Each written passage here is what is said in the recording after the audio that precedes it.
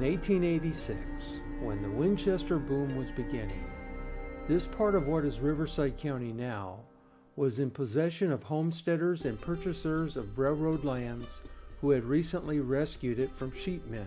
To think about it was like a movie. It's a very unique community. The last place you'd expect. These flocks of sheep had for many years cropped off every blade of grass and every shrub that had ventured to lift its head above the fertile soil. At that time, there were no homes within hailing distance and no trading place within 10 miles. We were going west on Domenigoni Parkway, dedicated in 1998, and was made famous in a movie scene in The Fast and Furious.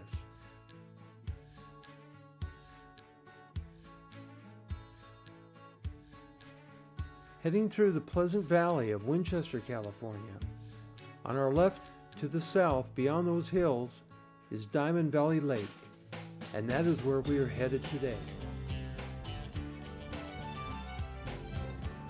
On the way, I will share some interesting facts about the lake, also known as the Eastside Reservoir Project. By comparison, this reservoir is larger than Lake Havasu and took 4 years to fill. If you are familiar with surrounding well-known California lakes, this reservoir holds as much water as combining Castaic Lake, Lake Matthews, Lake Pyramid, Lake Paris, and Lake Skinner into one. The addition of this reservoir almost doubles Southern California's surface storage capacity.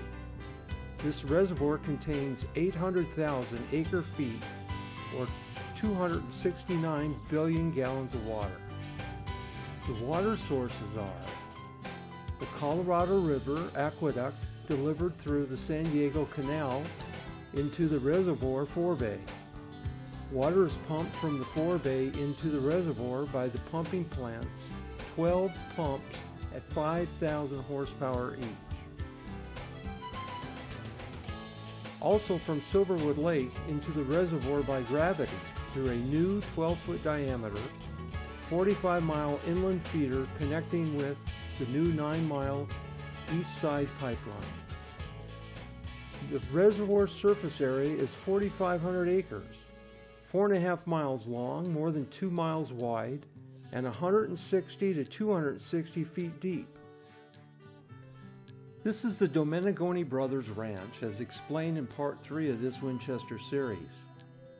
This portion of land is west of the dam site just ahead. It is said more than 500 acres of Domenigoni land was given up as part of the Diamond Valley Reservoir. These valleys contain farming homesteads producing crops of oats, wheat, hay, and potatoes. The Domenigonis and the Garbanis were located to the west, and east were other families such as the Searles and Batts.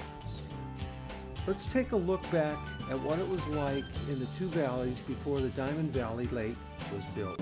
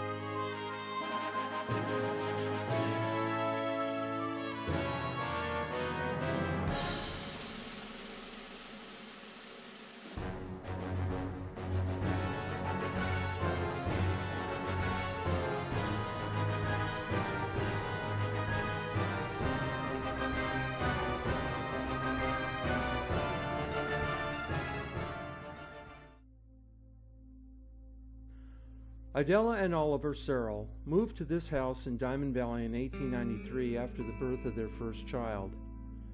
Enlargements of the house occurred with the arrival of each of their next 5 children.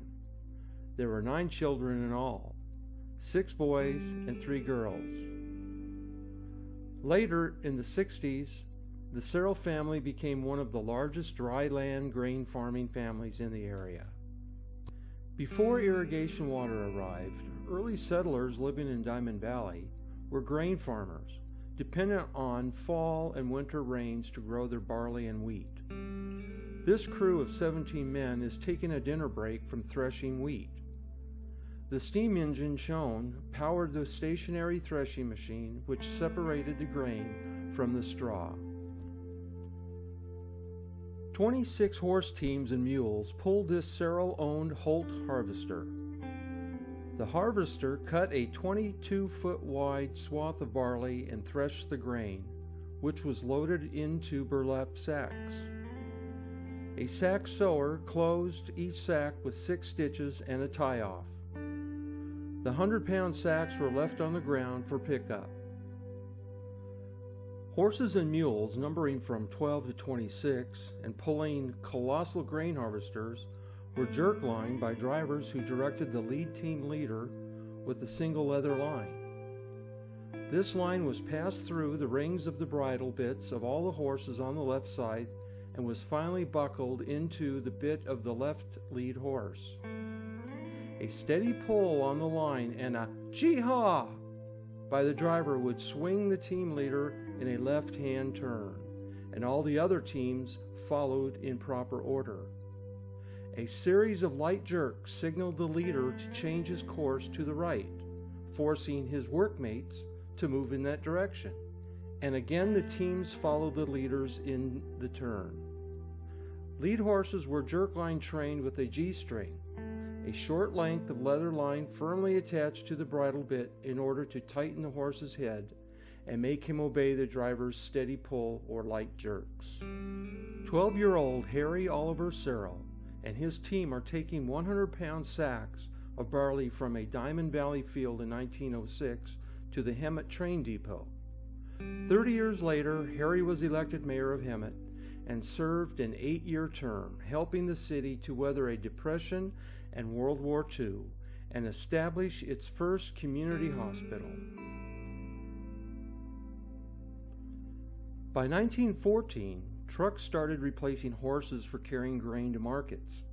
The loaded truck, like horses, pulled a heavy load. In 1954, Diamond Valley ranchers received irrigation water for the first time from Eastern Municipal Water District.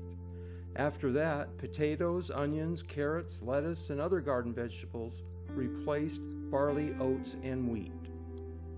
With the advent of irrigation water, alfalfa followed.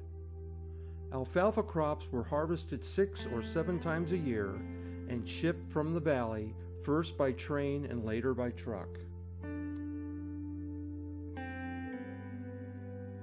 August Batz, a native of Germany, came here in 1888. Born November 10, 1857 in Germany, he came to the United States with his parents when he was 3 years old, settling in Toledo, Ohio. When he was 16, his parents moved to Colorado, and 4 years later he came to settle in Diamond Valley, where he built up an extensive grain acreage. He was known as one of the most successful dry farmers in this section of the state. He married Sarah Puthro on June 28, 1883, and raised 5 children here. If you look back at Domenigoni, Garbani, Searle and Batz, and many other pioneers that settled this land, they came to this country looking for new opportunities and new ways of doing things, and continue today to be upstanding families in the community.